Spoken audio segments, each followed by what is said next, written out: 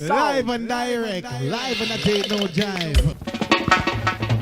Legalize it. Coming how much can a koala bear? Koala bear, koala bear.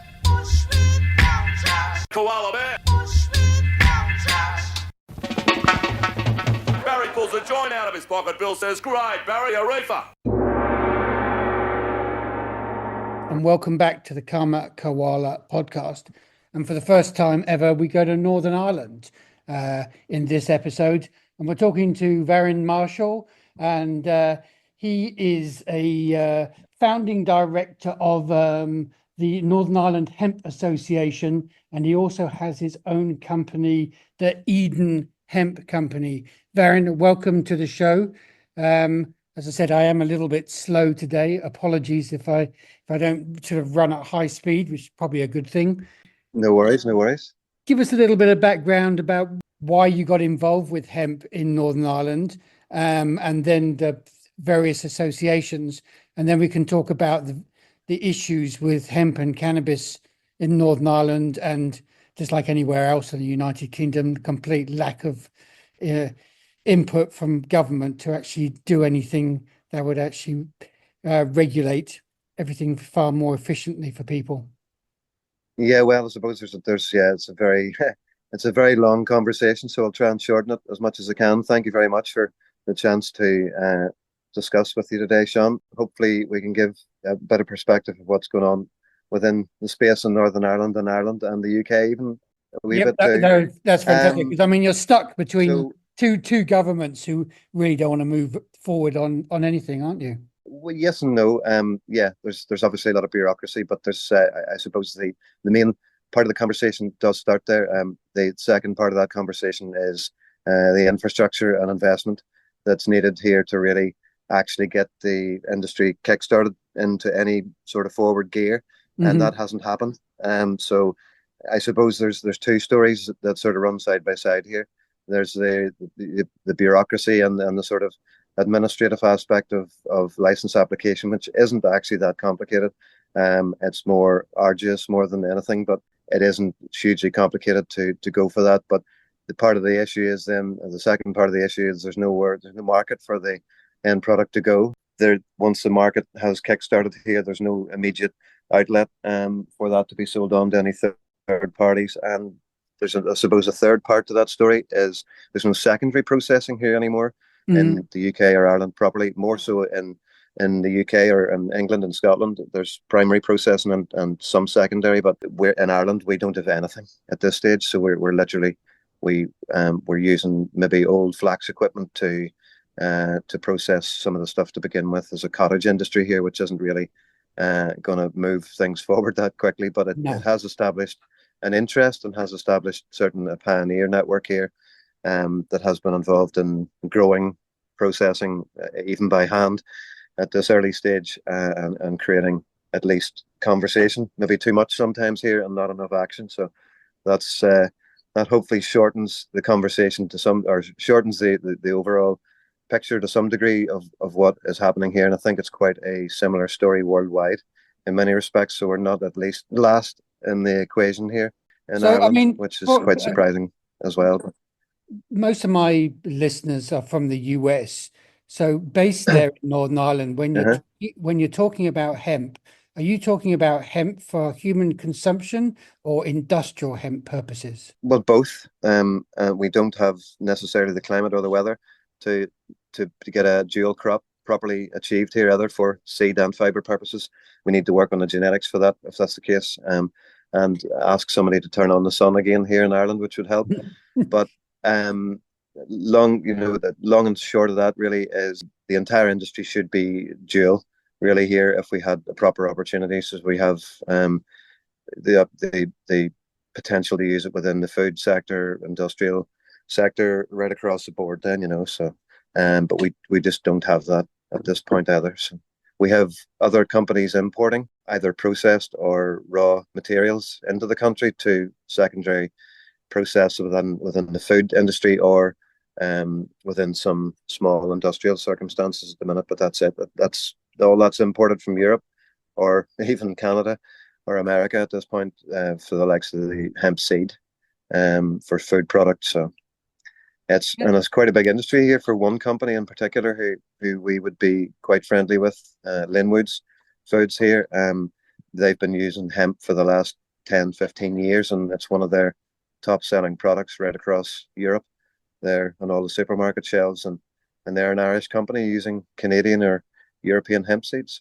And how many companies or farms are growing hemp in Northern Ireland? I mean, you're the founding director of the Northern Ireland Hemp Association, so I presume you've got a pretty good eye on exactly how many people are doing this and what is being produced on an annual basis. Unfortunately not. No, we would love to be in that side of the camp, but a lot of the information then is held by the government with regards to license application. We don't have a huge amount of membership at this stage with the Hemp Association. It's something we need to look at as our business model. It was really started, to give a bit of history on the Hemp Association. It was a group of interested individuals and enthusiasts that are involved in hemp and even the health food business, like myself, and sort of came together, and farmers that wanted to have a bit of a chance to have a voice or some sort of lobby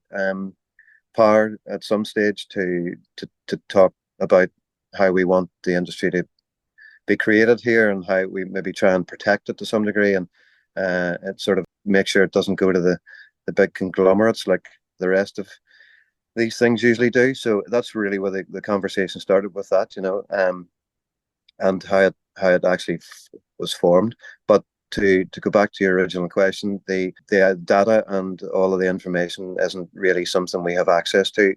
We know through conversation, and there's probably maybe 20 to 30 growers in Northern Ireland, and there could be maybe 60 to 70 in the south at the minute of Ireland. Part of the problem we have at the minute is they're only hobby growers at this stage, or they've figured out a way to actually process the materials themselves to create a very primary product. Should it be horse bedding or cold pressed CBD oil or cold pressed hemp oil from the entire plant, or whatever it is, then so it hasn't really got too sort of complicated or complex here just yet. So and south of the border it needs to, but again, it's back to the problem. Yeah, we don't have the infrastructure to process it, so that's put a lot of people off growing in the last few years. Again, there was probably more people growing 5 or 6 years ago than there is now. So the story with hemp at the moment is that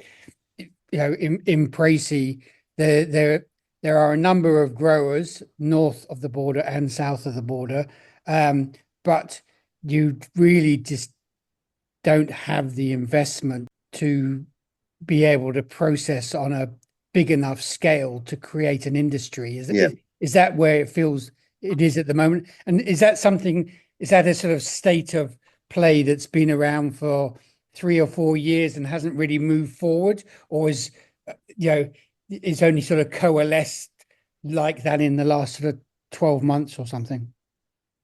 No, unfortunately, probably more like 15 to 20 years ago, really, to be honest. But that was when the first wave of the pioneer hemp producers and hemp cottage industries sort of came through here in Ireland, or tried to, and they fell at the same hurdles as we're at the minute. So they were able to establish cooperatives and that sort of thing, to try and oversee certain aspects of projects and to kickstart parts of industry, but it all fell apart at the investment stage, and those industries there then never really thrived. They did in their own capacity, potentially within a smaller sort of cottage industry scale, but not a worldwide renowned product or Irish product that we could export or have any potential to expose or maximize this.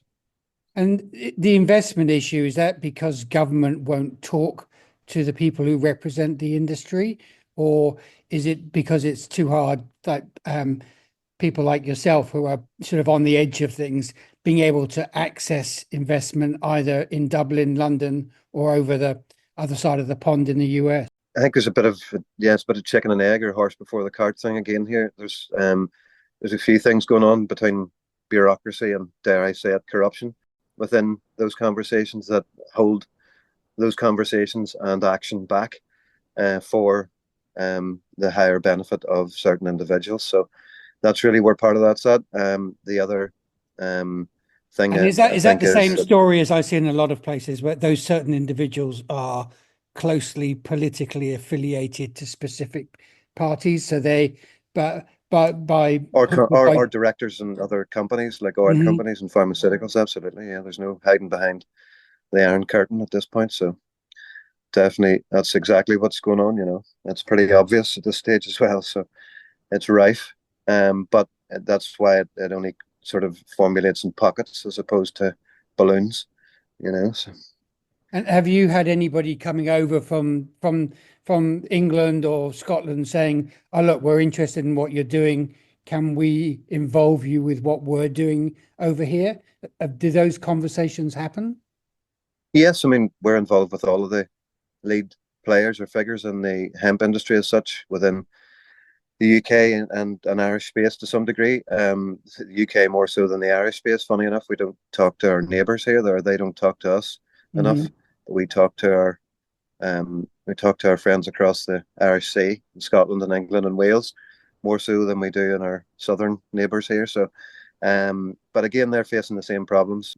Given the sort of regional and geographical aspect of their industry at this point, there are only a few areas that you can decorticate or have primary processing within the UK. So they need an infrastructure boost, but they have the bare of an infrastructure at this stage, which allows them to expose the market, which is what's needed. But we don't have that level of investment just yet here. Again, or conversation.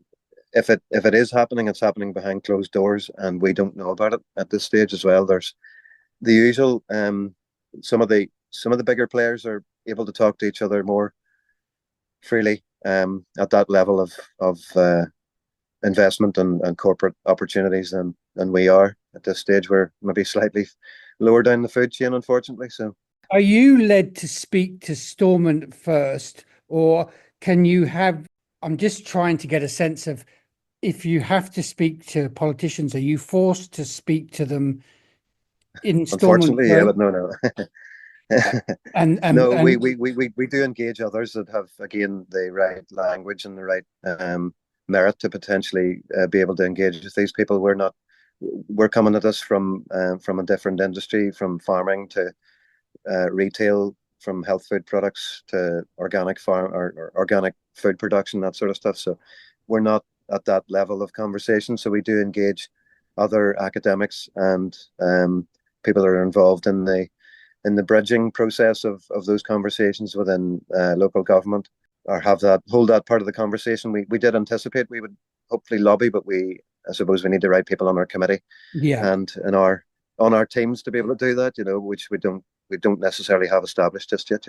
if you're looking forward in 12 months' time, do you see any change from this conversation that we're having now under the Labour government in the UK, who seem pretty, almost more backward Useless. than the Tories on these issues? And you and I are talking about hemp. We're not. I haven't even got onto medical cannabis, or dare I say, talking about regulating adult use cannabis.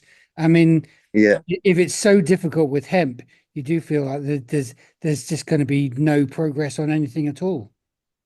Well, I think that, yeah, maybe that is the opposite at this stage. I think there's probably more conversation within the medical canon in government because they can see the potential for profit. So, very easily, whereas they don't want to get their hands as dirty with the industrial hemp. So, I think that's a cleaner conversation. Labour, yeah. Next question, please, because they're useless, and they're just puppets of the WEF at this stage. So, yeah, it's hard to know exactly what's going to play out with all of this nonsense. It's just a two-party race like everywhere else. Like everywhere else. There's So no I just democracy. had the conversation with somebody standing for the Cannabis Party in Western Australia for national senator, because they've got a federal election coming up in Australia in the next few Right. months, and I'm literally word for word having the same conversation with you as I had with him 5 hours ago.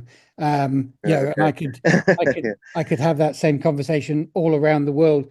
I mean, if we just hop into Or at least we're all on the same page, you know. we are all on the same page. Is anybody producing medical cannabis in Northern Ireland at all? Again, there are cloak and dagger licenses and conversations Okay. going on behind the scenes. Yes, there is. Are we privy to exactly what's going on? No.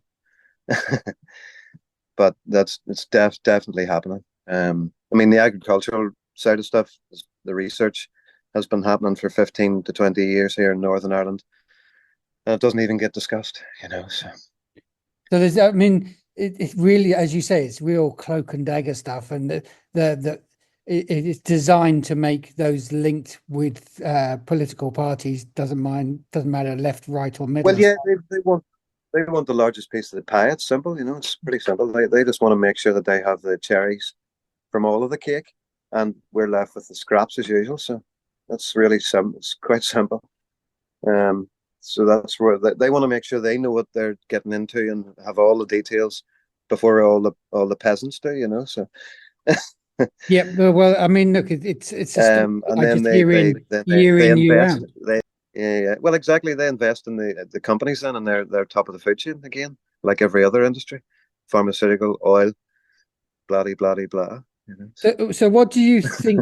Because I can have pretty sensible conversations now in the US, really digging down to levels of policy detail and compliance, even on industrial hemp, which has the same problem as you have in Northern Ireland.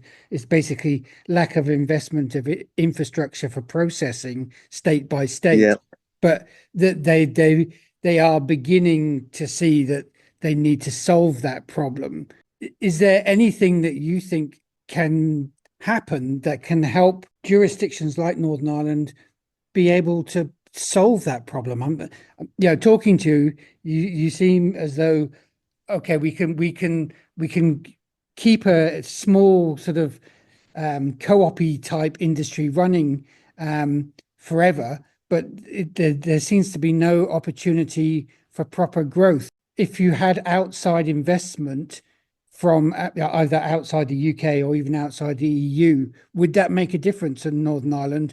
Or do you think that the existing players there would play a little defence game to stop you doing that? I don't think that I think you'd be sort of checkmate to some degree if you could do that, you know. If you could get the access to philanthropy or investment here, I don't think they wouldn't be able to stop it. So, and that's what's needed. So that's the it's quite simple. Is looking outside, outside the UK for investment in an industry that seems, as far as I can work out from Well, you. unfortunately, yeah, but that's part of the problem, Sean. In a sense, is that exactly, you know? But that's where the reverse psychology works within the government take you away from your own doorstep to have you look outside of that in order to actually finance or do these things, as opposed to keeping everything as a circular economy and keeping all the profit within the country. So, and everybody benefits then, you know. So there's no rocket science in any of this. I know, and you said earlier that you're having less communication with sort of fellow travellers south of the border. Why do you think that? Well, we'll not get too political, but that's just another divide and conquer. Okay, so it's a psyop. That politics of Ireland plays through to the hemp industry as well. Yeah. Again, it's going to be incestuous or disruptive to all industry to begin with, until people find their feet. So, yeah. So what can absolutely, unfortunately, what can we hear as positives that you know? We're still here, and we're not going to give up. Company, you founded an association. You obviously want to move things forward. Can you give us some positives that would encourage other people to say, "Oh, I want to go and talk to people in Northern Ireland"? Yeah, well, we can't say too much, maybe, just because I suppose we don't know the full picture either. So, but there are conversations happening outside of Northern Ireland that will bring inward investment. So, and Ireland, and One thing I didn't mention was that the Hemp Association is involved in a project called Carbon for High Carbon. Sorry, you can edit this bit out, but the Centre for High Carbon Capture in the UK. We're part of a UK or UK and Northern Ireland based consortium with 22 other companies that are involved in a 4-year project to collect the data from growing hemp, flax, and miscanthus in the UK and Northern Ireland at this stage. And we will be hopefully including our brothers and sisters in the south of Ireland for the data input stream at some stage, but they won't be officially involved in the project. They'll be outside sort of stakeholders and non-executive players in a sense. But so there's a lot of really good stuff going on right across the board. And to keep the positive part of the conversation, there are the right people talking to each other, but I think it's quite early in many respects of research and development for the new emerging sort of bio based building industries that are to be established here, and everything else that goes along with that. The food companies, there's as you well know, the hemp and cannabis is a big space. It gets even bigger once you start jumping into it, because you can fractionalize it so much to talk about it all day long with regards to what you would like to do and what you could do within the hemp or cannabis space. It is vast, and it's actually almost like an abyss, really, with regards to what we could do. But part of I suppose, the trick at this stage is to have a serious focus on the primary part of that conversation. Otherwise, then the rest of those parts don't happen. So we need to keep the conversation going until we can establish the investment here and get the infrastructure built, which is, I think, there'll be a huge change within the next 6 to 12 months and 18 months worldwide, and also locally here too. So. You see, I mean, you see what's happening internationally will basically force local politicians and administrators to do something, or allow for more either research or growth or investment to happen. Yes, absolutely. Once they've got their names established as directors of those companies as well. So. as always. Yeah. And if you were in a sort of dream or fantasy world in, say, the beginning of 2026, what would you like to see in terms of just the overall perception of hemp and cannabis in Northern Ireland? Because that's the other thing I wanted to ask you, actually, is what's the press like for hemp and cannabis in Northern Ireland, and what sort of percentage of the population don't see it as the sort of the most evil thing under the sun? Because Northern Ireland is still a pretty conservative place, isn't it? Yeah, I suppose that's something you just reminded me we need to do. We probably need to do a questionnaire to answer that properly, just specifically with those questions. But I think anybody that has any sort of common sense realizes the benefits from what we can do with hemp, and the environmental impacts, and the employment, the socio-economic impact, and all the rest is enormous. We can use it like the oil model in many respects too. And if everybody does well, then every citizen gets a payout from the industry because it's doing so well or whatever. So I think it's shared wealth in a sense that way. So I think that's really where that could be a 10-year plan. But ultimately, initially, then start of next year, I would like to think that it has dropped a lot of the devil's lettuce and mysticism that surrounds it, and there's more of an impactful conversation happening around the job creation and environmental impact, and really just the benefits that we can all have from introducing cannabis and hemp into our society properly, and not been held back.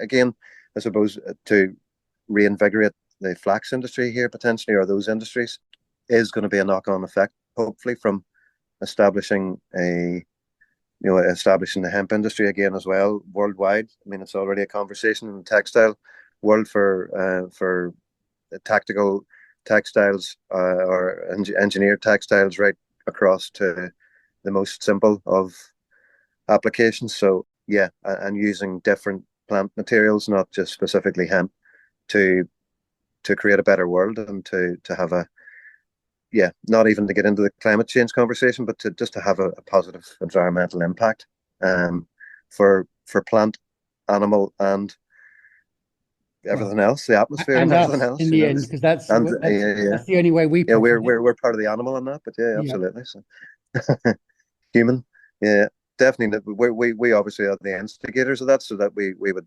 definitely be protecting ourselves without a doubt. We're setting ourselves up for the future in a good way. So. Well, look, Varin, thank you very much. I thought let's end on a positive note. Absolutely.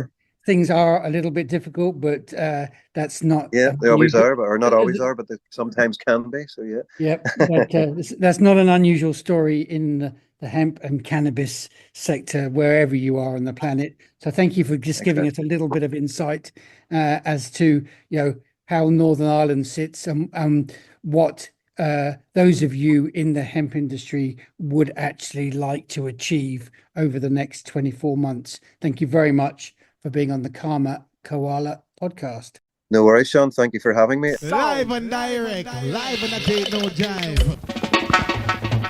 Legalize it. So how much can a koala bear? Koala bear, koala bear.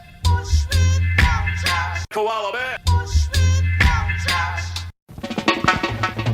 Barry pulls a joint out of his pocket. Bill says, "Great, Barry, a reefer."